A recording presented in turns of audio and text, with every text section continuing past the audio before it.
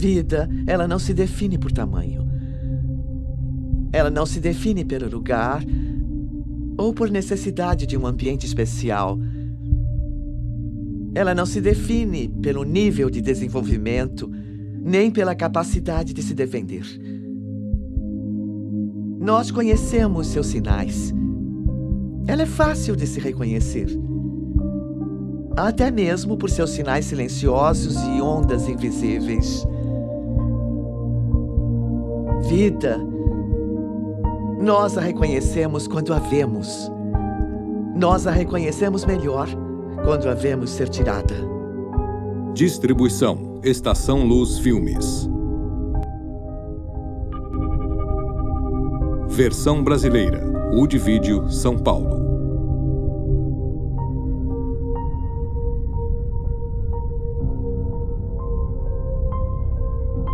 Olá, eu sou Alvida King. Meu tio, o Dr. Martin Luther King Jr., disse uma vez: a injustiça em qualquer lugar é uma ameaça à justiça em todo lugar. Este filme aborda o ato do aborto e as suas consequências. Você vai ouvir testemunhos individuais da vida real e comentários de especialistas ao embarcar nesta jornada que aborda o que acontece na indústria do aborto e como vidas são impactadas. Poucos marcos culturais são tão visíveis ou têm um impacto de tão grande magnitude sobre a nossa sociedade. E ele surgiu mediante a manipulação dos mais sugestionáveis numa campanha de mentiras, burlando o poder legislativo. Esta campanha foi conduzida perante nossas instituições judiciárias não eleitas, que não respondem ao povo. A justiça tornou o aborto um direito da mulher, a autoridade de decidir sobre o próprio corpo e sobre a vida independente que se desenvolve dentro dela. Empregaram eufemismos para fazer a criança parecer menos que humana. Um massacre sancionado não sob a autoridade constitucional, mas dos recantos mais sombrios dos corações dos homens. Efetivamente, é o direito de assassinar. Para justificá-lo, a justiça ignorou fatos científicos incontestáveis. Estava tão claro em 73 quanto está hoje, como estava ainda em meados do século XIX, quando as legislaturas estaduais regulamentaram o aborto, alterando as leis em vigor, segundo as quais o aborto era ilegal, mas só após haver movimentos fetais. Esta mudança veio após a declaração da ciência, segundo a qual a vida humana se inicia na concepção. Em 1857, a Associação Médica Americana declarou a existência independente e real da criança antes do nascimento como um ser vivo. É uma questão de ciência objetiva. Só quando perceberam que era um ser humano, colocaram leis em vigor após 1860. Depois de terem entendido a biologia, houve um movimento liderado nos Estados Unidos por médicos para proibir o aborto. Na lei da época, a vida foi definida como um dom imediato de Deus, um direito inerente à natureza em cada indivíduo e que começa no entendimento da lei, assim que a criança se mexe no ventre da mãe. Mas hoje temos instrumentos melhores para determinar quando a vida começa. Diziam que começava nos movimentos fetais, quando o bebê chutava, mas hoje sabemos que ela começa na concepção. O ministro Harry Blackman disse: mas ora, a religião, a ciência, a filosofia, todos discordam sobre o início da vida. Portanto, a justiça não irá se posicionar a respeito do assunto. No caso Roe contra Wade, foi dito que neste estágio do desenvolvimento do conhecimento não se sabe quando a vida humana se inicia. Ora, isso é uma mentira intelectualmente desonesta. Muito bem.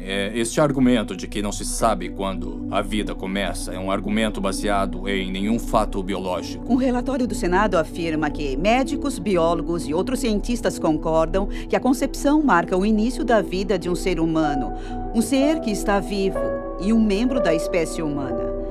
Há um esmagador consenso a respeito da questão em inúmeras obras médicas, biológicas e científicas. Com certeza trata-se não do corpo da mulher, entretanto dessa nova vida, desse novo embrião, esse novo início, como um ser humano distinto. Mas para saber ser um ser humano, não me interessa o que a jurisprudência diz, não me interessa o que a própria história diz, o que a filosofia diz, não me interessa o que a tecnologia diz. Se eu sou um legislador, eu quero saber o que a ciência diz de quando há um ser humano. E mesmo nessa época, em 73, a ciência era clara. O ser humano existe no primeiro dia. A grande ignorância quanto à mera biologia geral. Entende? É impressionante, porque estamos numa situação onde existem políticos que começam a citar frases tipo do século XIII, entende? Que não se sabe quando a vida começa, porque qualquer um com consciência sabe quando a vida começa. Ou seja, a literatura já existe, a ciência está pronta.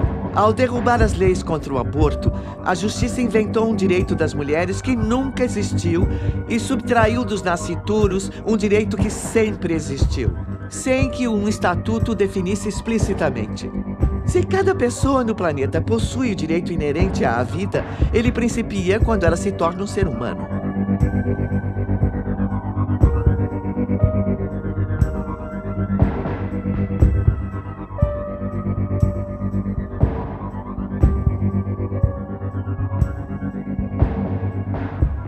Os fatos científicos não devem ser postos em dúvida. É quase risível até onde algumas pessoas iriam para tentar questioná-los. O que eles iriam ver é que quando se compara o genoma do DNA da mãe com o dos embriões, mesmo numa fase muito inicial, observa-se que se trata de dois indivíduos independentes e distintos. Por distinto, entende-se que você era um ente diferente de sua mãe. Você não fazia parte dela, embora estivesse abrigado nela. E se você recorrer a todos os livros, vai concluir que todos dirão sim. Quando se tem 46 cromossomos, quando se tem o sexo identificado, quando se tem um embrião autodefinido e que se autodesenvolve, o qual tem todo o necessário para prosseguir se desenvolvendo até a morte. Este é o princípio da vida humana. Livros de embriologia de todo o mundo, eles confirmam unanimemente que desde os estágios iniciais do desenvolvimento, desde o início, você não fazia parte de outro ser humano. Você era um ser humano único, distinto e totalmente independente. A biologia é muito clara a respeito de quando a vida começa. É na concepção. O batimento cardíaco no ser humano em desenvolvimento geralmente se inicia em torno de 23 a 25 dias. Raramente após 3 semanas de gestação. Já conversei com centenas de aborteiros. E todos eles, sem exceção, disseram em dado momento: sou um assassino. Tony Lavantino disse: sou pistoleiro. Eu sou pago por quem quiser matar o próprio filho. Eu já estive numa clínica de aborto dizendo às mulheres que aquilo era só coágulo, mas entrava no banheiro para conferir se todas as partes de um feto de quase 6 semanas estavam lá. Eles não são nada estúpidos. Sabem quando a vida começa e sabem que com o aborto liquidam com uma vida em qualquer fase. A maioria das mulheres não aceitaria matar seu filho se lhes fosse dito: isto é um ser humano, você tem o direito de matá-lo, mas ele é um ser humano cuja vida está sendo extinta. Muitas mulheres não fariam isso. Precisamos começar a usar palavras que sejam verdadeiras, em vez de usar eufemismo para encobrir as coisas. Produto da concepção. Bolsa de tecido. Irmão, você é uma bolsa de tecido. Eu mesmo sou uma bolsa de 113 quilos de tecido. Todo ser humano na face da Terra é uma bolsa de tecido. Mas isso levanta a questão. Vamos proteger essa bolsa de tecido ou vamos permitir que ela seja destruída indiscriminadamente? O governo deveria ser o protetor de nossa sociedade, guardião de nossos direitos inalienáveis. Entretanto, com toda a sua suposta sabedoria, tanto os tribunais quanto a maioria dos nossos representantes eleitos alegam não saber quando a vida começa. Por que eles ignoram algo que é tão óbvio para a ciência? Pode ser que admitir que a vida começa na concepção seria admitir a própria culpa ao sancionar o massacre de 50 milhões de vidas inocentes. Imagine um tribunal que vira as costas para a história, para a lei e a jurisprudência, que vira as costas para a Constituição dos Estados Unidos. Assim fez a nossa Suprema Corte Federal e seus juízes em sua decisão de sancionar o violento extermínio de inocentes em útero, violando o juramento de posse e virando as costas a milhões de crianças às quais a vida foi negada. Há mais de uma década, uma decisão da Suprema Corte literalmente apagou das constituições de 50 estados dispositivos que protegiam os direitos dos nascituros. O aborto voluntário já tira as vidas de quase 1,5 milhão de crianças não nascidas por ano. Legislação sobre a vida que ponha fim a esta tragédia um dia tramitará no Congresso. E eu e vocês jamais descansaremos até este dia.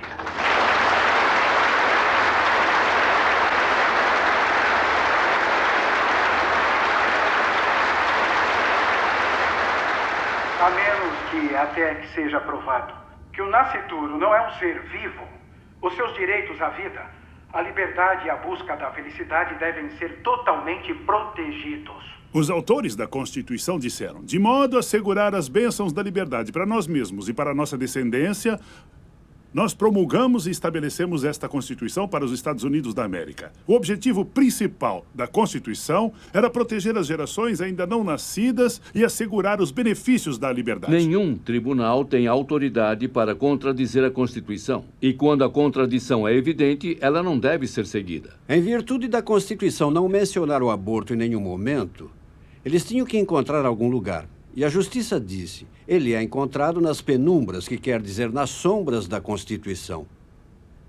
A Suprema Corte não pode revogar direitos que são tão inalienáveis. Então, Roy contra Wade e Doe contra Bolton são ficção, que já custou mais de 50 milhões de vidas. A Suprema Corte não concedeu o direito absoluto das mulheres matarem seus filhos nascitouros. Ao revogar o que sempre foi um direito natural, eles legitimaram um homicídio sob forma de aborto, tornando uma decisão médica confiado aos médicos e decidido em consulta com a mulher grávida.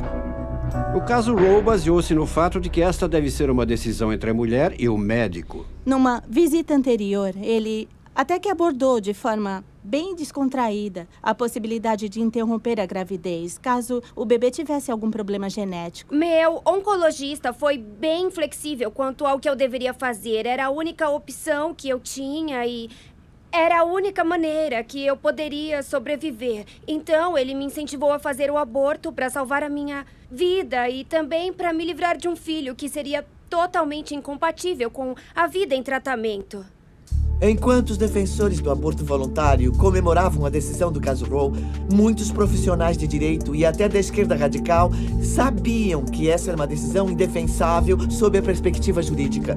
Não bastou a justiça inventar um direito, ela o fez alheia à história e cega aos preceitos da ciência e da lei. Eu vou te dar o parecer do maior professor de direito liberal dos Estados Unidos, Larry Tribe, de Harvard. E, segundo ele, essa é uma posição indefensável.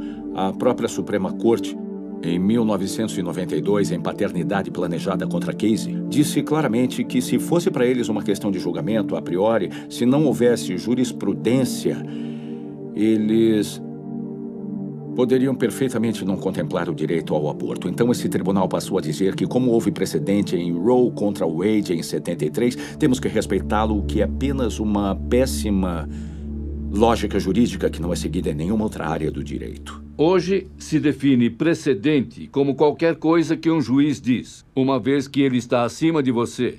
Porém, a maior autoridade não é o juiz, é a Constituição dos Estados Unidos. Em nenhuma outra área do direito se defende um precedente simplesmente porque ele existe, pois uma decisão errada é uma decisão inconstitucional. Então, no caso, se você respeita a Constituição, deve-se rejeitá-lo. O mito não é que eles não sejam filhos e que não sejam pessoas. O mito é que não podemos negar a proteção aos filhos enquanto no útero, mas reservá-la para nós mesmos. Na realidade, não podemos. Assim que você retira a proteção de qualquer um da família, individualmente ou em grupo, você o está negando a todos. O direito à vida está na 5ª emenda e na 14ª emenda da Constituição. Nela não figura o direito ao aborto. E os juízes usurparam seu papel de protetores da Constituição quando criaram um direito que nunca deveria estar na Constituição. A lei rege até os tribunais. E se você falha em reconhecer esse princípio básico, os juízes são sujeitos à lei. Então tem-se a distorção, mas isso não a torna lei. Não há nada na Constituição que diga que a Suprema Corte Federal tem o direito de legislar sobre tudo. É para isso que existe o poder legislativo. Cidadão consciente deve admitir que, se a política do governo sobre questões vitais que afetam todo o povo acaba sendo irrevogavelmente determinada por decisões da Suprema Corte Federal, as pessoas deixam de ser seus próprios governantes, tendo, dessa forma, praticamente delegado o seu poder às mãos da eminente corte. Bem que Abraham Lincoln, por ocasião do seu discurso de posse, disse basicamente que se a Suprema Corte é árbitro último do que a Constituição diz, então deixamos de ser os nossos próprios governantes e a Suprema Corte, então, é a nossa tirana. Um desfecho previsível que se desenrola a partir deste direito fabricado poderá ser visto num segmento da nossa sociedade. Se os abortos continuarem e a tendência predominante persistir, a coletividade afro-americana verá um nítido declínio populacional, pois não teremos mais a taxa de reposição de 2,1 necessária para manter uma população estável. Com o tempo, a nossa população distinta se tornará politicamente irrelevante. Tudo pelo que temos lutado e conquistado até hoje em nossa história não terá sido nada além de um breve momento, quando fizemos a diferença e tínhamos uma voz no palco político dos Estados Unidos. Silenciada pelas mãos dos pró-aborto. Nos Estados Unidos, após Roe contra Wade, cerca de 10% da raça branca foi dizimada via aborto e 28% da raça negra foi dizimada pelo aborto também. Para cada 5 mulheres afro-americanas que engravidam, 3 optam por abortar. Todos os dias, 1.452 crianças afro-americanas, dentro de um total de 4.000, morrem in útero via aborto.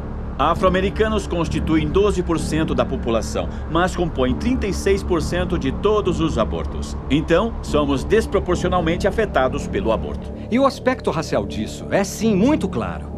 Eles fazem abortos 2 vezes mais do que o resto da sociedade norte-americana. Isso não acontece por acaso. Abortos acontecem quando pessoas são um alvo. Após 35 anos de abortos, já perdemos 14 milhões de vidas. Utilizamos só 25% de todos os outros serviços, mas quase 45% dos abortos realizados. Cada mulher deve ter 2,1 filhos para manter uma população estável num país desenvolvido como os Estados Unidos. Como pela primeira vez em 2003 a natalidade negra ficou abaixo da taxa de 2,1 dentro dos próximos anos, a população negra atual entrará em declínio. Como afro-americano, eu sei que a maioria das pessoas considera a escravidão como sendo a pior coisa que já aconteceu nos Estados Unidos. Mas devido ao fato de eu estar aqui vivo hoje, e o aborto certamente não teria me facultado esse privilégio, então eu digo que o aborto é a pior coisa que já aconteceu nos Estados Unidos. Muita gente considera a escravidão como sendo a prática mais hedionda que o governo dos Estados Unidos já permitiu. E também há aqueles que sabem que até os africanos trazidos nos navios negreiros, que perderam a vida, talvez 1 ou 2 milhões, são apenas uma parte de uma grave prática opressiva que perdura até hoje. Nos Estados Unidos, desde Roe contra Wade, 14 milhões de bebês afro-americanos somaram-se ao contingente dos que vêm sendo oprimidos, seja pela cor da pele e, mais recentemente, pelo tempo de gestação. Eu creio que o maior fracasso em relação à questão do aborto tem sido a liderança negra. Estou muito preocupado que o clero negro e nossos representantes negros no Congresso e nossas organizações sociais, como a Associação Nacional para o Progresso das Pessoas de Cor, mantêm profundo silêncio sobre a questão.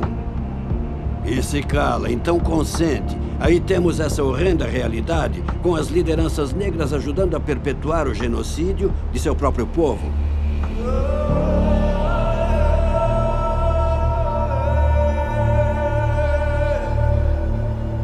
A paternidade planejada da Geórgia está estrategicamente localizada no coração da comunidade da Universidade Estadual da Geórgia.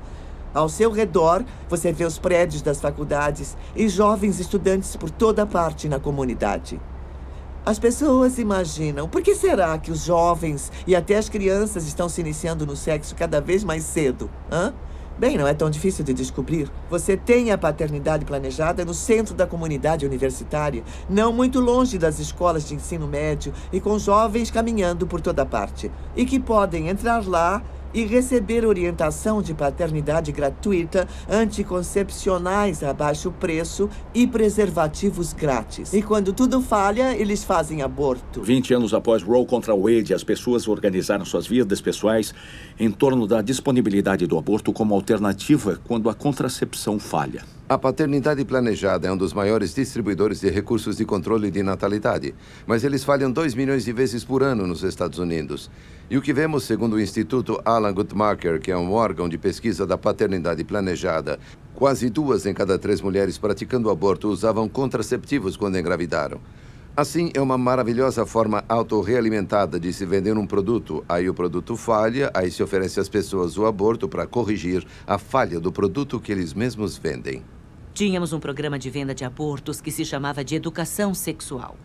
Era vencer a timidez natural, separá-las dos pais e de seus valores e nos tornarmos os especialistas em sexo das vidas delas para que recorressem a nós.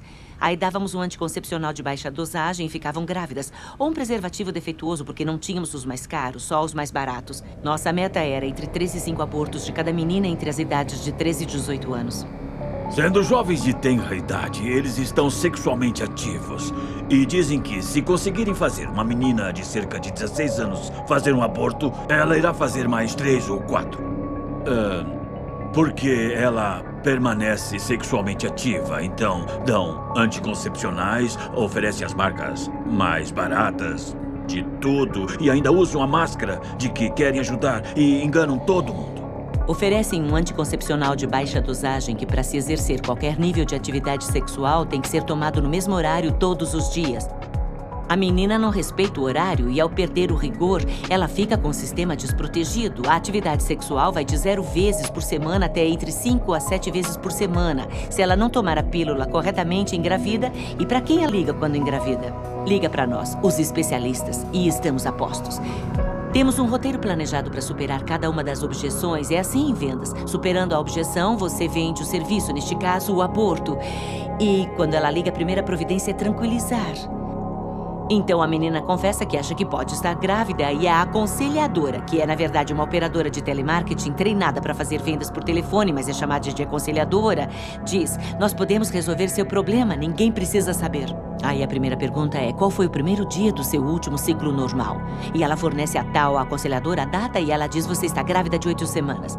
Ela não diz que você pode estar grávida, ela não diz talvez, ela diz são 8 semanas.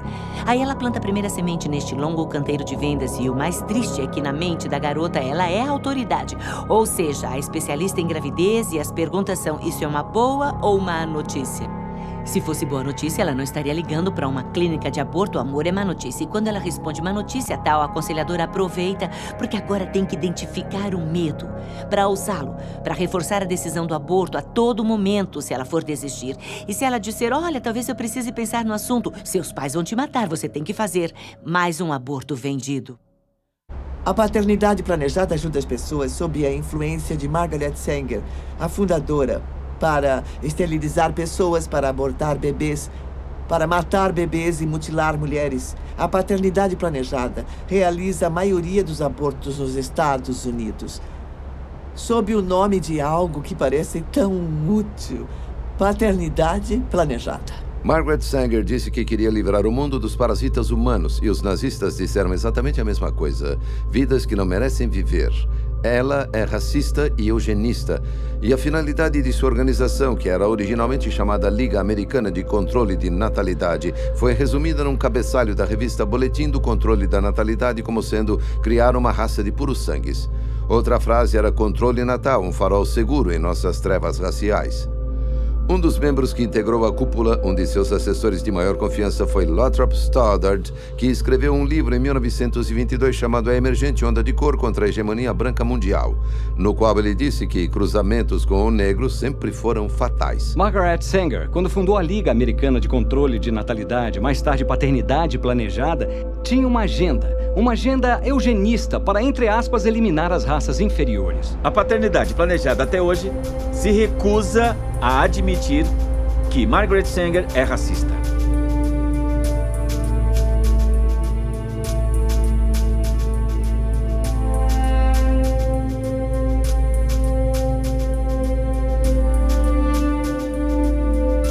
Embora nenhuma conexão direta tenha sido estabelecida entre Margaret Sanger e Adolf Hitler, Há elementos nazistas suficientes que indicam que as suas filosofias estão mutuamente alinhadas e que eles compartilham muitos dos mesmos ideais distorcidos. É pouco divulgado, mas nos Estados Unidos a esterilização forçada de mulheres das minorias só parou em 1972.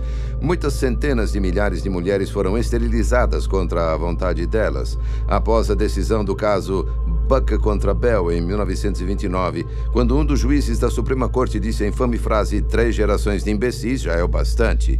O Projeto Negro tinha como alvo específico fazer pessoas percorrerem todo o Sul e convencerem os negros a não terem filhos. Margaret Sanger estava profundamente envolvida com o eugenismo nos Estados Unidos. Parte dos ideais promovidos pelos nazistas foram criados por eugenistas britânicos e norte-americanos. Na primeira publicação de Margaret Sanger, que se chamava Boletim do Controle da Natalidade, saíram artigos escritos por médicos do Terceiro Reich.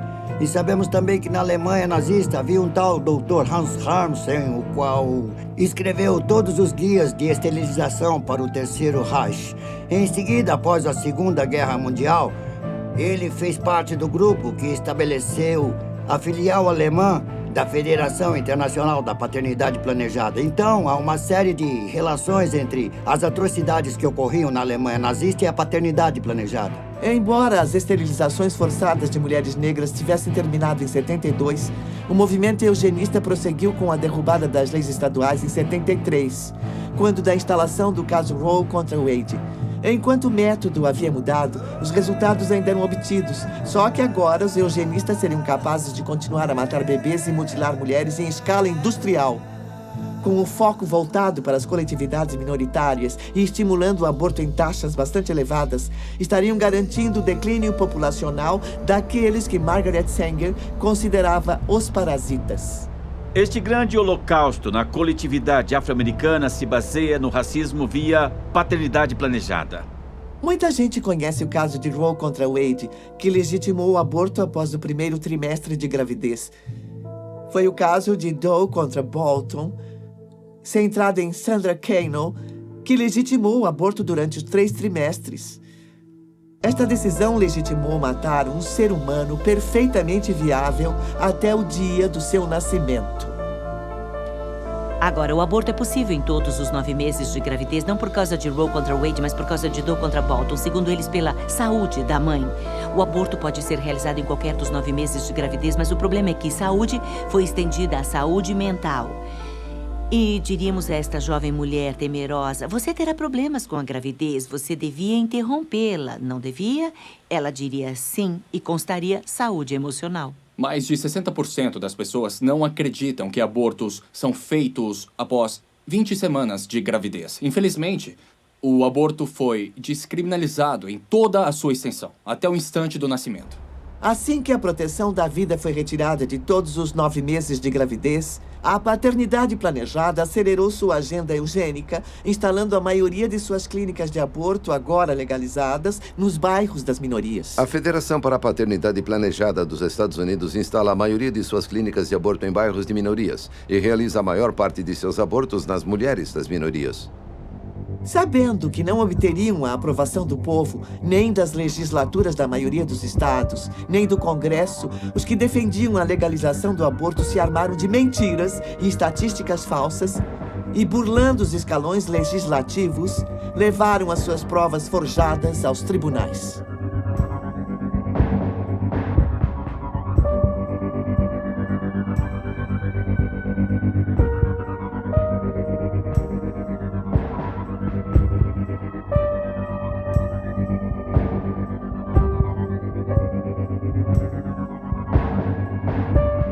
Havia dados verdadeiros antes do aborto ser legalizado, quando entre 40 e 70 mulheres morriam por ano por abortos nos Estados Unidos. Mas o problema é que então todos eram amplamente divulgados e depois de Roe contra Wade foram omitidos. Por isso nós cremos que entre 50 e 100 mulheres morrendo pelo chamado aborto legal é provavelmente ainda o número mais preciso nos Estados Unidos. Aqueles que buscam acabar com as leis que protegem os nascituros encontram os peões perfeitos para serem sacrificados em sua cruzada mortal. Mulheres sagazes, bem instruídas e bem educadas foram orientadas a assediar suas semelhantes mais vulneráveis, manipulando-as para pensarem que o apoio delas ao aborto tornaria suas vidas muito mais significativas. Tanto Norma McCorvey quanto Sandra Kano, cujos nomes estão para sempre associados ao extermínio de bebês em gestação, nunca fizeram abortos. Elas deram à luz, enquanto astuciosos advogados usavam seus nomes para sugar a vida de milhões de outros assim chamados filhos indesejados. Enquanto estes advogados clamavam pelo direito de escolha das mulheres, que escolha é essa se apenas uma opção oferecida? Essa é a falácia essencial do assim chamado direito de escolha das mulheres. Na maioria dos casos não há escolha nenhuma. A decisão é tomada sem orientação ou baseada na desinformação.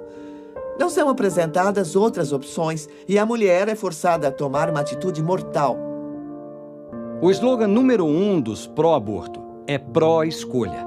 E a maior ironia desse slogan é que, se perguntarem às mulheres que fizeram aborto por que você fez o aborto, a resposta número 1 é: eu achei que não tinha outra opção. A maioria, talvez mais de 80% dos abortos nos Estados Unidos ocorrem sob alguma forma de coerção. Resumindo, não é a escolha da mulher. Uma vez uma senhora que me ligou à tarde e ela disse que queria marcar uma consulta para a filha vir e fazer um aborto. Perguntei, ela quer fazer o aborto?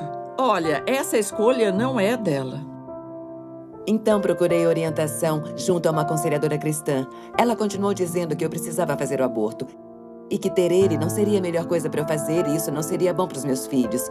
Então eu contei para o meu noivo, eu disse para minha mãe, disse aos outros membros da minha família e de repente todo mundo dizia: isso não se faz, você não pode ter ele, você não vai ter ele, não é bom para as crianças, não é bom para você, isso não é bom para o nosso casamento, eu não quero criar esse filho. Teria sido alguém que teria mudado a dinâmica da nossa família. E as relações que eles teriam criado teriam mudado a todos com quem eles interagiriam. Mas eles não estão aqui. Num aborto, não se trata de escolha, trata-se de desespero. Não se trata de pessoas que fazem abortos porque têm liberdade de escolha. São pessoas fazendo abortos porque percebem que não têm liberdade nem escolha. Ele forçava o aborto e isso ia me deixando revoltada a um tal ponto que isso me deixava mal. Eu só achava que ele não gostava de mim, que ele só ficava pensando em como resolver o assunto. E essas foram exatamente as palavras que ele usou. Temos que dar um jeito nisso. Mas eu tinha medo, estava em crise. Nesse ponto eu percebi que não tinha escolha. As mulheres são as vítimas e, em muitos dos casos, as mulheres são coagidas. E em meio à crise, lamentam que tiveram que tomar a decisão. As mulheres se sentem ameaçadas que, se não fizerem aborto, elas vão acabar sendo punidas por isso. Há histórias de namorados que dizem: eu te dou dinheiro e nossa relação continua se você fizer o aborto. Se você optar por ter o bebê, aquela é a porta. Eu estava namorando um rapaz e fiquei grávida. E as primeiras palavras dele foram: você não vai ter ele, vai? Eu me lembro desse peso no meu coração. Aí eu pensei, bom, eu acho que não. E eu estava sob muita pressão. Simplesmente eu acho que a minha opção não foi por escolha. Eu acho que foi... Como eu disse antes, acho que pareceu mais um ultimato. Todos ficavam gritando comigo. Parecia que só viviam gritando comigo e continuavam insistindo. Você tem que matá-lo, você tem que abortá-lo, você não pode criar ele, você tem que procurar a clínica. E é bom você tomar providências. Cada semana que passar, isso vai piorar. Vai. E eu acabei não aguentando tanta pressão deles. E como supostamente eu ia arruinar a vida de todo mundo, eles eram implacáveis. Eu não conseguia ficar um só dia sem ouvir eles. Estivessem eles falando mesmo comigo, ou eu apenas lembrando de algo que me disseram há poucas horas. Enfim, eles me bombardearam por isso. Então eu acho que tenho que carregar esse fardo para todo mundo poder ficar satisfeito. Muitas vezes, sob coerção, a mulher decide fazer o aborto convicta de que está em maus lençóis e que o procedimento irá aliviar a situação. Infelizmente, os problemas estão apenas começando. As consequências físicas e emocionais desta decisão são sempre devastadoras, perdurando por bem mais do que os 9 meses que ela teria gestado um bebê ou por mais que o tempo que levaria para que o bebê chegasse à idade adulta. Nós lembramos de como nossas amigas eram, antes e depois. Pelo fato de o aborto afetar a essência de quem somos como mulheres e pelo fato de estarmos envolvidas em gerar uma vida, que uma experiência como o aborto realmente deixa marcas. Há algo que acontece na mente de uma mulher quando ultrapassa o que eu chamo de linha tênue. Elas não dizem nada após 20, 30, 40, 55 anos. Às vezes, nem no leito de morte. Ninguém sabe por que elas, tão traumatizadas, ainda mantêm esse silêncio. Isso também pode ter efeitos psicológicos a curto e longo prazo para a mulher. A Suprema Corte disse que no caso Gonzalez contra Carhart, que isso não é ciência espacial. É corriqueiro notar que algumas mulheres sofrem consequências negativas do aborto. Ela disse, bom, eu tenho certeza que você tem transtorno do estresse pós-traumático do aborto que você fez aos 14 anos. Eu disse, não tem nada disso. Eu sempre achei que eu tinha depressão crônica, ou que era bipolar, ou tantas outras coisas que os médicos diagnosticaram, mas foi com certeza o meu aborto que causou sérios traumas emocionais por tanto tempo. Temos mais e mais homens e mulheres que fizeram o aborto se declarando a respeito e tanto testificando a dor e o desespero que o aborto causou, quanto atestando o fato de que o aborto não resolveu seus problemas, só criou mais problemas. Em seguida, eles estão, pelo próprio testemunho, tornando impossível. Mas, por outro lado, dizer, ouça as vozes das mulheres, isso é uma coisa positiva para as mulheres, o que é lógico. Dizem isso há décadas e agora estão dizendo que o aborto é ruim. E então, mais tarde, as mulheres vão lamentar profundamente e sofrer anos com pesadelos e ansiedade e indescritível dor e angústia. Por que tantas mulheres, incluindo a mim mesma, têm sonhos com seus filhos? Em especial na minha situação, porque eu não pensei nele como um filho, mas eu tive pesadelos e sonhos com crianças. Eu conheço muitas mulheres que sofrem com pesadelos, que ouvem choros de bebê durante a noite, que são simplesmente incapazes de se relacionar com os filhos vivos. E o medo de ser descoberta. E se as pessoas souberem o que você fez? Quando as pessoas te acham uma deusa, não fazem ideia de que você matou 4 pessoas. A tristeza e a vergonha, às vezes quase me sepultavam. Depois eu saí de lá e fui pra casa. Acho que foram os hormônios ou a ficha não caiu, mas as emoções, a realidade de tudo que aconteceu, e eu só me lembro de me encolher num canto e arrancar meus cabelos, e eu só pensava, eu não acredito, não acreditava que tinha feito aquilo. Em vez de só passar por uma crise de gravidez de 9 meses, eu já passei por 20 anos de inferno na Terra, só por exercer o meu direito de escolha. As mulheres dizem com frequência, não me disseram que eu ia sofrer por anos com meu aborto. Ninguém me disse que eu teria pesadelos com meu bebê. Não me avisaram que eu viria a me arrepender tão amargamente que ia preferir me matar a continuar a viver. Não. Daqui a 10 minutos você não vai nem lembrar. Isso é mentira. Um dos efeitos mais devastadores do aborto em muitas mulheres é o suicídio. Há estudos indicando que adolescentes que fazem aborto têm até 6 vezes mais chances de tirar a própria vida no prazo de 1 ano após terem interrompido a gravidez. E muitas mais ainda planejam e até tentam o suicídio numa tentativa de pôr um fim à dor que sentem. Não se fala em estatísticas precisas, mas suicídios e tentativas de suicídio entre mulheres que se submeteram ao aborto são uma realidade que o outro lado se recusa a admitir. Cheguei a achar que a única maneira de escapar do tormento era tirar a minha própria vida. E, sendo a covarde que eu era, eu bebi o máximo que eu pude, entrei na minha banheira cheia d'água e, com uma lâmina de barbear, eu cortei os meus pulsos e eu apenas fiquei lá deitada olhando a água da banheira ficar vermelha. Não era uma coisa que estava acontecendo conscientemente, que eu pudesse dizer, puxa, estou tão triste por eu ter feito o aborto, que eu vou usar essas drogas. Era apenas um profundo sentimento de vazio e desesperança, que não havia mais nada pelo que valesse a pena viver. E planejei como eu ia acabar com a minha vida, sabe? Tantas vezes. Eu fui diagnosticada com depressão clínica em 91. Com certeza foi devido aos abortos. Eu me tornei extremamente suicida depois dos abortos. E eu cheguei ao ponto de tentar tirar a minha vida várias vezes. Tinha 12 anos de idade. Ela entrou mascando chiclete e estava tão descontraída. Ela fez o aborto e voltou 2 semanas depois para a consulta. Ela não saía mais do quarto, não saía. Abriram a porta e ela estava lá. Ela tinha um caco de vidro e cortou os pulsos. 12 anos de idade. Mas todas chegamos ao momento em que nos damos conta de que éramos mães e que matamos nossos filhos. É doentio, uma sensação mórbida. Avisos raramente são oferecidos. As mulheres quase nunca ouvem a história inteira do que estão se envolvendo quando autorizam um aborteiro a matar o bebê dentro delas. Nem sobre as consequências e efeitos conhecidos, como câncer de mama, vertigens e outros traumas femininos. Ainda que eles só afetem metade das mulheres ou 1/4 das mulheres. Não seria melhor deixá-las saber o que elas podem sofrer por sua escolha? Não seria também sensato que elas soubessem de todos os riscos envolvidos? O governo exige advertências quanto a todo perigo potencial. Cada maço de cigarros, cada garrafa de bebida alcoólica, cada embalagem de medicação traz um aviso de possíveis riscos à saúde.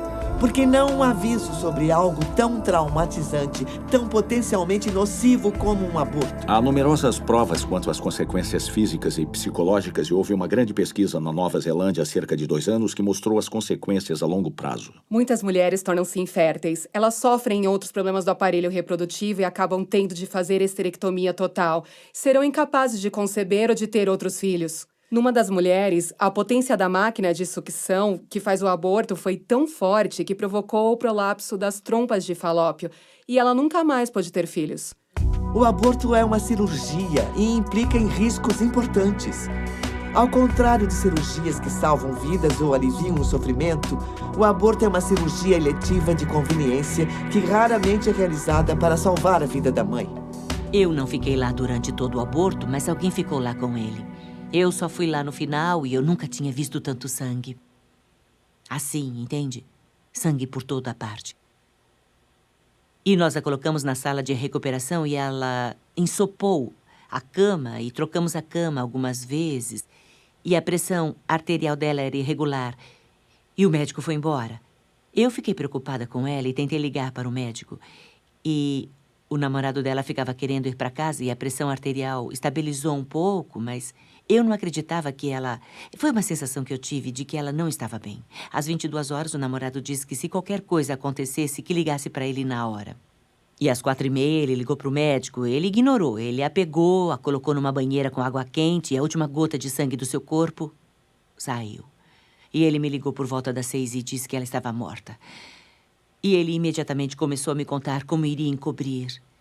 E, de alguma forma, deu tudo certo. A autópsia não revelou nada, não houve processo, nada aconteceu, os jornais não ligaram, ninguém apareceu. Nós matamos aquela mulher e fizemos abortos no dia seguinte. E muitas vezes vemos mulheres jovens que morreram por aborto e na certidão de óbito se lê alguma coisa como gangrena espontânea do ovário, complicações terapêuticas ou coisas do gênero. As famílias ficam tão abaladas com o que acontece e envergonhadas com a filha que fez o aborto e morreu em virtude dele que não se manifestam. Veja que o aborto torna o médico quase imune a processos, pois a mulher fica tão constrangida por fazer um aborto que mesmo se for por imperícia dele, ela tiver que fazer esterectomia, ninguém conta nada sobre isso a ninguém. Nunca.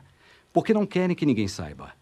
Tivemos uma garota de 22 anos, uma modelo, que entrou dançando, pulou em cima da mesa, disse ao médico rindo que ela não usava calcinha, com 22 semanas de gestação.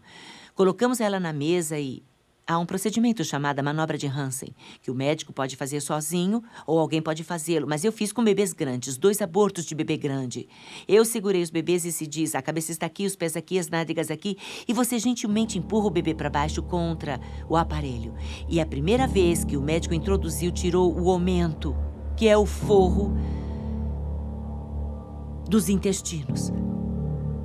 Ele literalmente perfurou o útero dela e estava puxando as tripas para fora pelo útero da primeira vez que ele introduziu a aparelhagem.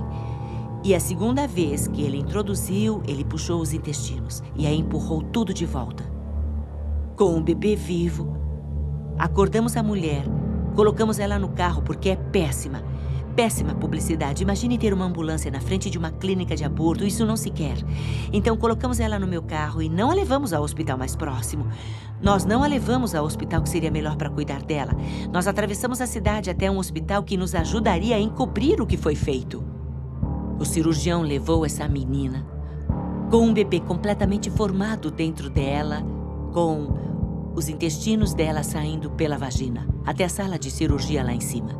7 médicos operaram esse bebê dentro da garota.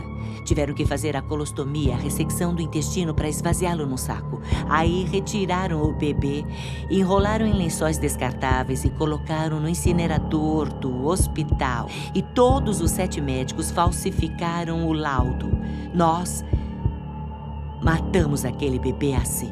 Os médicos falsificaram o laudo, dissemos à garota que ela teve gestação abdominal e ela não nos processou.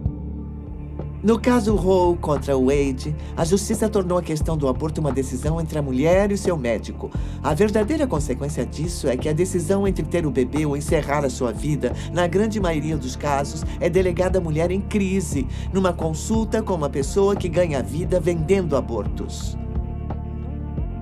A sineta da caixa registradora ocupou o lugar do choro do recém-nascido. A maioria das mulheres nos Estados Unidos que fizeram aborto vão lhe dizer que elas nunca viram um aborteiro. Elas nunca veem esse médico até ele estar entre as pernas dela na clínica de aborto, violando-a com os instrumentos. As mulheres quase nunca consultam seus médicos. Elas procuram umas clínicas. Elas decidem que querem fazer o aborto. Então, essa ideia da importância do papel do médico pessoal é uma fantasia. Com o sucesso de Roe contra Wade na justiça, a organização eugênico-racista de Margaret Sanger tornou-se parte da cultura dos Estados Unidos. Uma nova indústria multibilionária foi iniciada, encabeçada pela paternidade planejada. Uma indústria que mantém a sua influência e poder através dos mesmos argumentos e mentiras originalmente usadas para descriminalizar o aborto em 73. Há 2 grandes mentiras sobre o aborto. A primeira não é um bebê. E a segunda é bom para as mulheres. Devemos também considerar outro interesse da paternidade planejada na indústria do aborto. O desejo de ganhar dinheiro para promover a causa. Dinheiro que é ganho vendendo educação sexual, vendendo contraceptivos que sabem que vão falhar milhões de vezes por ano, e depois vendendo abortos como meio de reparar as falhas, e às vezes até vendendo parte dos corpos dos bebês mortos pelos abortos. É fácil perceber que a indústria do aborto é um ciclo vicioso infinito de lucratividade. E é justamente quando as mulheres planejam a maternidade que a indústria do aborto perde. Eu não acredito que alguém imaginasse que veríamos uma indústria que se tornaria tão grande, uma indústria de dinheiro que é amplamente desregulamentada para realizar abortos. A paternidade planejada foi autorizada a entrar e dar palestras. Outras organizações dão palestras. Professores liberais dão explicações durante aulas de educação sexual. Ninguém fala em bebê. É produto da concepção, que pode ser removido se você não o quiser. Ao legalizar o aborto, a Suprema Corte abriu as comportas para que a indústria possa faturar bilhões de dólares com o sofrimento e a dor de mulheres e a morte de milhões de bebês inocentes, através da exploração da delicada situação em que muitas mulheres se encontram. No instante em que a mulher se vê mais vulnerável, aborteiros legitimados pela justiça oferecem um serviço que promete resolver o problema. Mas, ao contrário de outras empresas, eles deixam suas clientes sofrerem com as consequências sem oferecerem garantias nem reembolso quando o produto deles apresenta defeito. O aborto é um produto habilmente comercializado, vendido a pessoas muito fragilizadas, em crise. Elas compram o produto em busca de solução e descobrem que é defeituoso. Disseram que tínhamos de faturar $40 mil por semana para podermos ficar aqui. É claro que descobrimos depois que ele estava mentindo. Que ele queria apenas capitalizar recursos financeiros, entende? O aborto é um ramo muito lucrativo. Abrimos uma clínica em 30 dias. Ela cobriu os custos no primeiro mês. Era uma usina de lucro. E já estávamos a caminho de abrir mais clínicas. Digo, aliás, que o nosso plano era abrir mais 3 clínicas em 1983 para que eu pudesse ser milionária em 84. Há muito dinheiro envolvido. Nós nunca aceitávamos cheque. E nós aceitávamos cartões de crédito, mas torcendo o nariz. Sempre pedíamos às mulheres para trazer dinheiro. E por quê? Ora, para não precisar declarar ao leão. Eles ficavam umas 2 ou 3 horas e queriam fazer 20 abortos ou 30 e pegar o dinheiro e ir embora. Para eles não interessava se a instrumentação não estava limpa, se a instrumentação não estava em ordem. Eles só queriam ganhar o dinheiro, cumprir o turno e ir embora.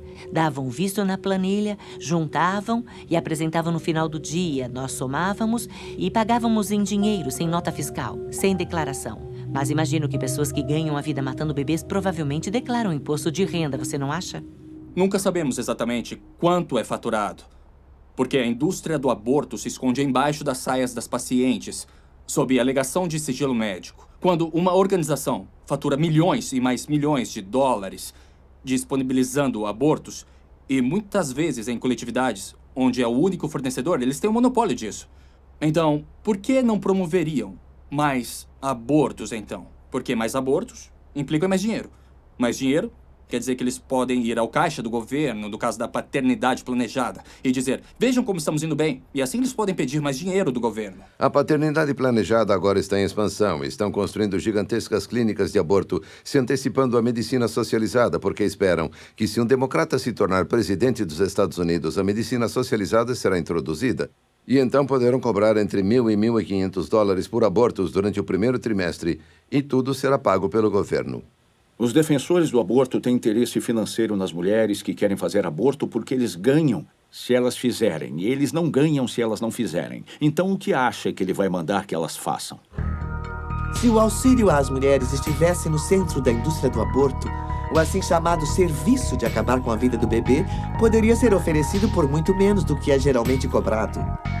A clínica permaneceria no azul e ainda teria muito lucro. Mas não é esse o caso. Os pró-aborto e as clínicas de abortos prosperam, aproveitando-se das mulheres em crise. Rapidamente deixou de ser questão de oferecer abortos às mulheres, era questão de lucro. Eu vi o potencial de faturar muito dinheiro. Eu atendi o telefone em casa à noite para não perder um aborto. Mas ela podia ver o teste de gravidez dela dar positivo ou negativo, e eu mostrava um quadro na parede e dizia, este é positivo e este é negativo. E se era positivo, havia funcionários treinados para abordá-la e segurá-la bem forte pelo braço e dizer, ela está confusa, ela está sofrendo, ela acabou de saber que está grávida, está deprimida. Aí, novamente, você puxa ela pelo braço para chamar a atenção dela e diz, se você tiver dinheiro, podemos dar um jeito nisso agora mesmo. Fizeram um teste de gravidez, disseram que deu positivo e me perguntaram se eu tinha dinheiro. Me disseram que se eu não tivesse naquele dia, que eu teria que voltar e sairia mais caro, porque eu estava exatamente no ponto das 13 semanas. Se ela fosse para casa e conversasse a respeito, sua estrutura de apoio familiar ajudaria e diria que o aborto não era a resposta, mas se ela agisse de acordo, estaria sob controle. Mas uma certa porcentagem desses testes de gravidez dá negativo. Não dão todos positivo. E não esqueça que custa a mesma coisa fazer um teste dar negativo quanto positivo. Se o teste desse negativo, era uma técnica de vendas diferente.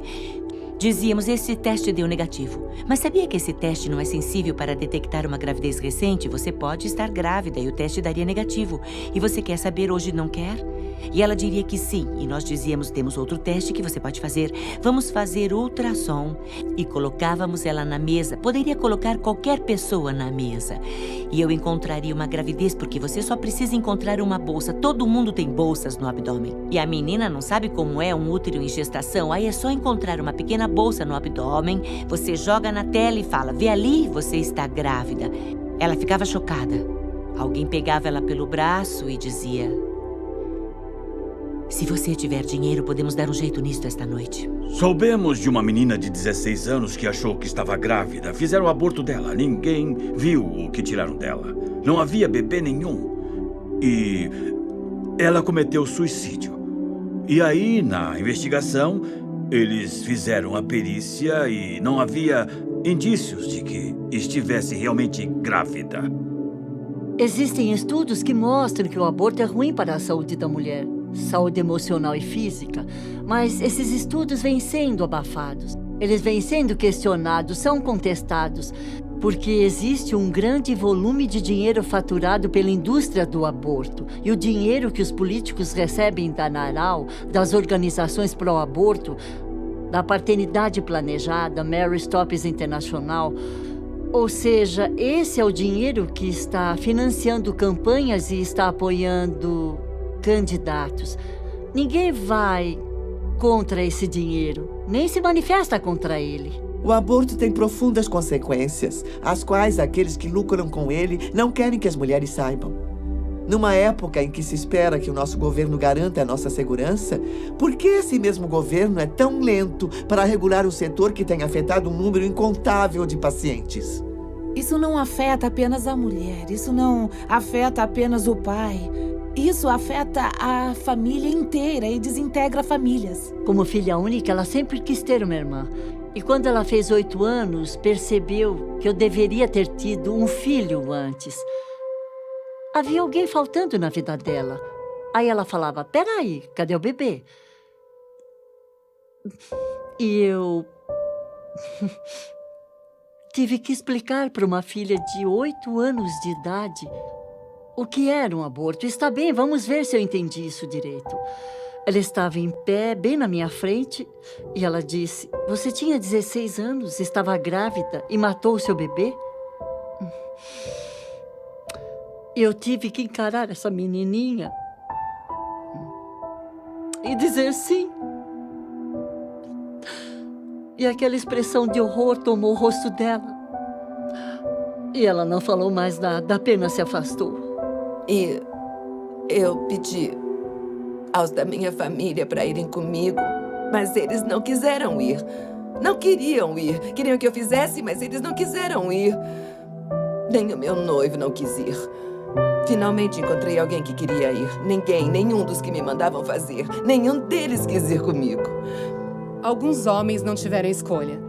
A mulher optou pelo aborto e eles simplesmente não tiveram controle disso. Na verdade, o aborto rouba o destino. Não só das mulheres, mas dos homens que estão envolvidos. Dos homens que perderam filhos, das famílias deles. Ele destrói relacionamentos.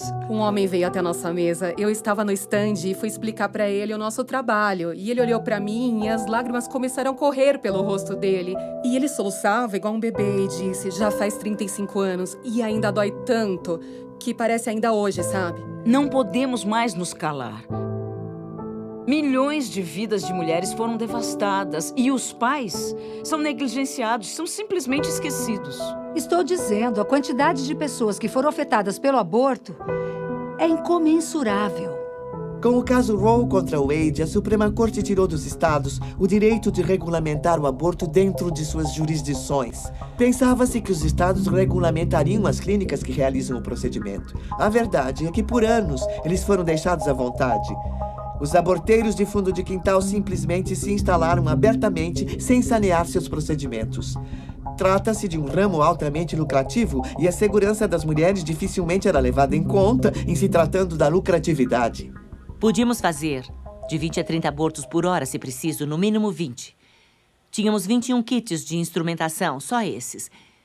Portanto, era impossível retirar a instrumentação, limpá-la, esterilizá-la, ajustar a temperatura do esterilizador para fazer 20 minutos de esterilização e depois esfriá-la.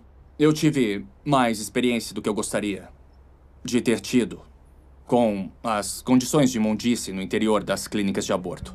Quando estávamos no sul da Califórnia, íamos atrás dos pequenos aborteiros sujos ao redor de Los Angeles, San Diego e Orange County, que se instalavam nos pequenos shoppings. Praticamente assinavam um contrato hoje e matavam bebês amanhã. Íamos lá fuçar nas latas de lixo deles e eles pegavam as notas do caixa e jogavam fora. E os bebês eram jogados fora junto com o lixo comum. Claro, violando toda e qualquer legislação sanitária existente. Pois é, tínhamos uma taxa de infecção em torno de 75%. Entende? Mas isso era só da instrumentação não esterilizada. Nossa taxa de complicações no fim do meu tempo lá era de cerca de 1 em cada 500 que precisou de uma cirurgia por complicações ou que morreu. Tivemos uma que morreu. Mas por não termos estatísticas reais e se você puder encobrir, você não registra. Nenhum caso nosso foi registrado. Então, não sabemos. Algumas das condições nas que mandávamos nossos agentes, eu ia lá pessoalmente, via-se, de fato, sangue no chão, sangue nas paredes. Via-se baratas e fezes de ratos. Em alguns desses lugares, você não entraria nem para cortar o cabelo. num lugar desses. Muito menos para fazer um procedimento cirúrgico tão invasivo. No hospital de Dallas, os médicos vão dizer que já viram abortos mal feitos ou veem abortos mal feitos o tempo todo. Um dos fatores que permitiu regulamentar as clínicas de aborto no Texas foram as denúncias envolvendo aborteiros ruins. Quando uma garota morreu e foram vistoriar a clínica, viram instrumentação enferrujada e que não tinha esterilizador nem água quente. A vida da mulher que decide abortar seu bebê nunca mais será a mesma. Não haverá um só dia em que essa decisão não irá afetá-la de alguma forma, seja física, emocional ou espiritualmente. Mas ela não sofre as consequências de tirar a vida de um bebê sozinha. Os homens e mulheres que trabalham na indústria do aborto também pagam um preço vendo a matança de bebês inocentes dia a dia. Isso constitui um imenso fardo emocional. Mas ninguém fala sobre o que acontece dentro de uma clínica de aborto, onde todo mundo briga. É o lugar mais caótico que se possa imaginar. Os médicos brigam, os enfermeiros brigam, todo mundo está usando drogas, todo mundo bebendo, entende, tendo casos. Mas é grotesco olhar para o bebê e não ver que ele é realmente um ser humano. E, entende, não tem diferença de mim ou de você, exceto no tamanho. Eu confesso que estive envolvida na morte de 35 mil bebês. No homicídio de uma mulher que sangrou até a morte por um aborto no 2º trimestre.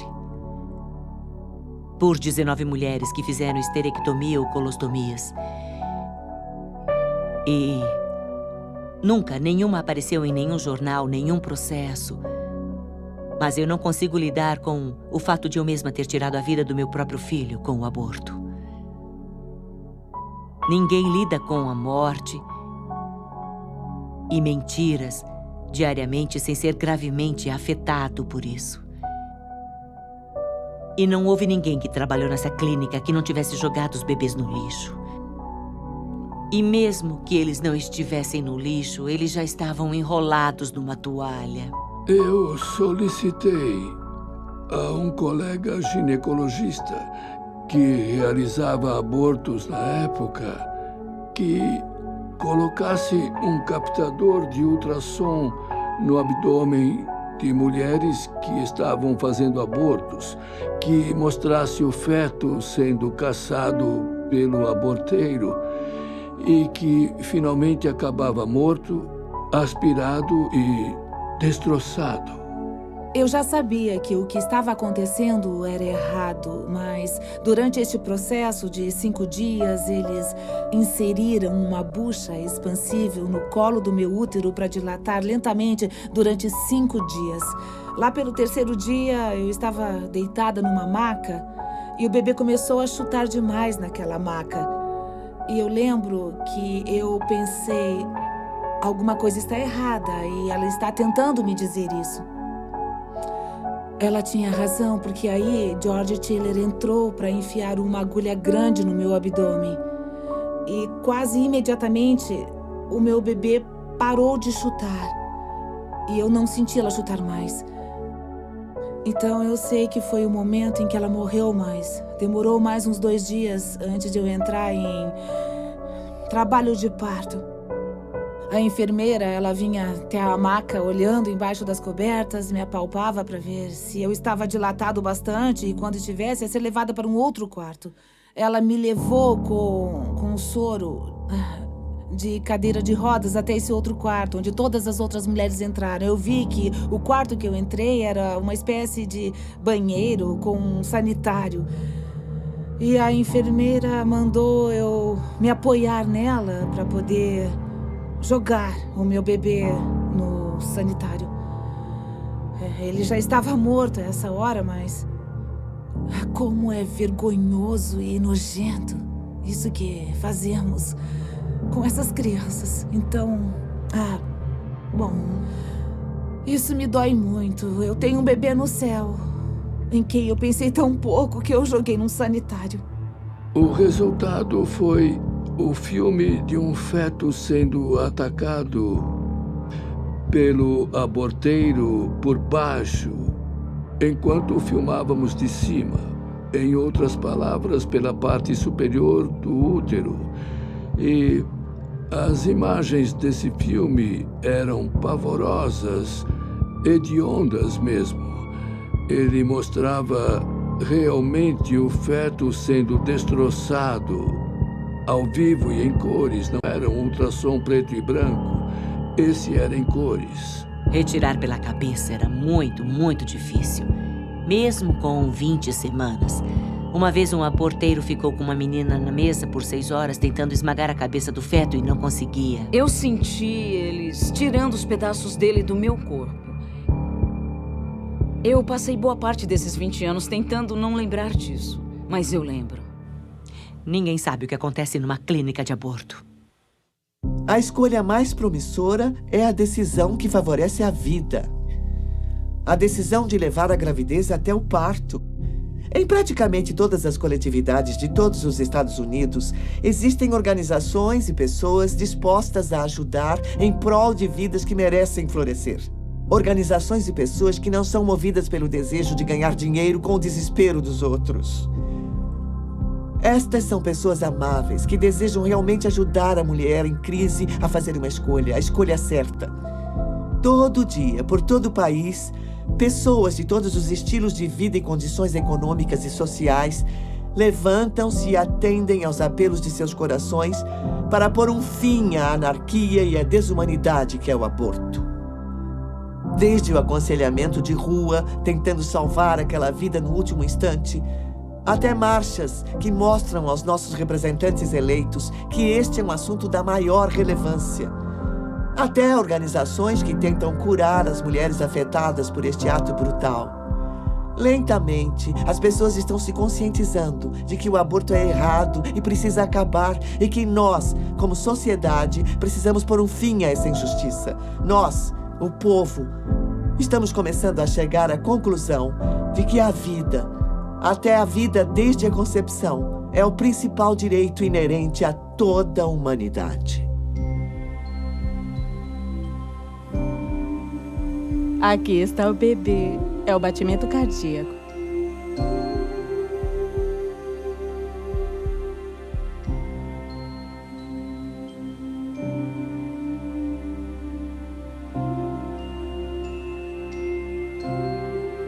Parece até de uma pessoa adulta. A frequência cardíaca é de 176 batimentos por minuto. Nossa! É. Sério mesmo? Uhum. É perfeitamente normal. Isso é normal? É normal. À medida que a gravidez progride, ele vai diminuir. Eu sei que o coração bate rápido no começo.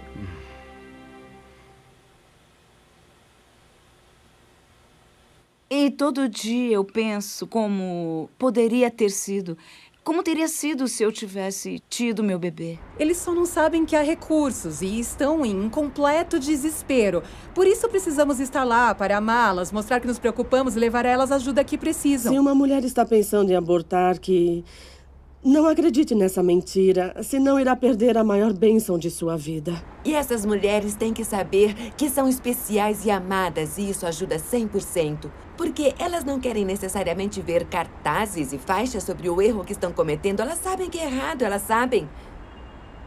Elas querem ouvir que são amadas e que há esperança. Todas que já tinham feito o aborto estavam me avisando para não fazer o aborto. Basicamente, pediram para eu aprender com o erro delas. Aprender com elas e não aprender errando, sabe? Quando você luta pela sua vida, você precisa saber pelo que está lutando. E se o que você está defendendo é uma vida, então como você pode destruir uma vida? Na esperança de vencer essa luta, isso é quase uma hipocrisia. Porque eu luto tanto para salvar a mim mesma que terei que matar alguém para conseguir isso?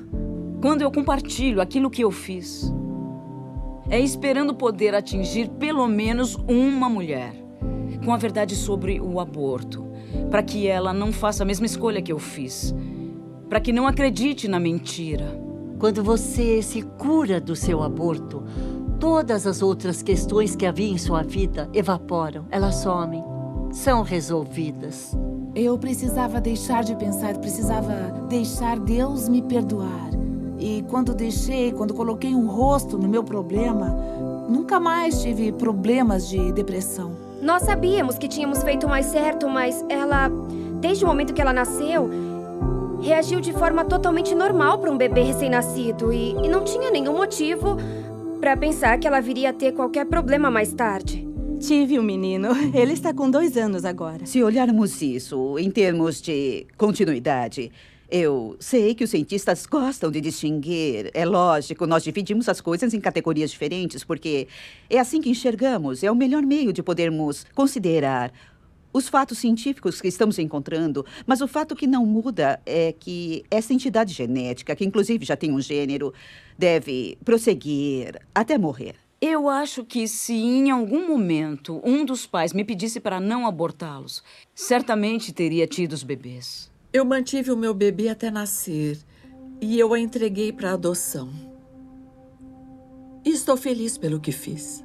O aborto é, para mim, a derradeira exploração das mulheres. E nada disso está sendo discutido porque a realidade é essa. Assim que começar a ser discutido é que a sujeira vai aparecer. E a verdade aparecerá de fato sobre o que o aborto faz com as mulheres. Ainda mais com os bebês não nascidos, os bebês mortos. Isso vai acabar.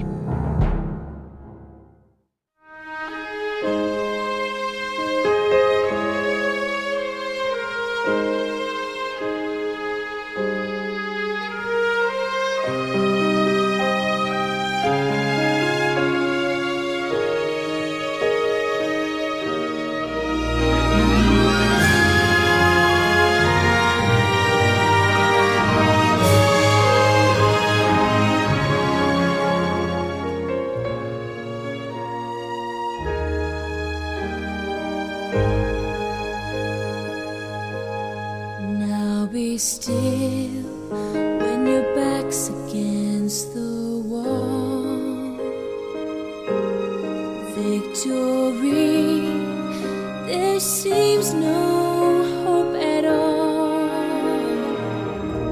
I'll be your wings that soar so high, this side of paradise. Now be still until strong.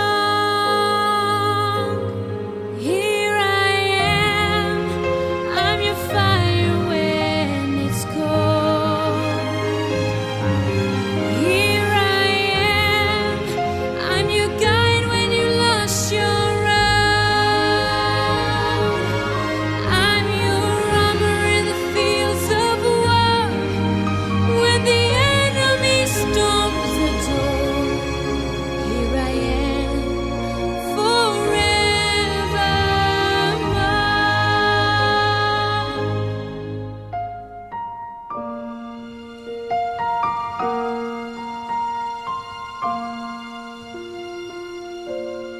Take my hand when shadows hide.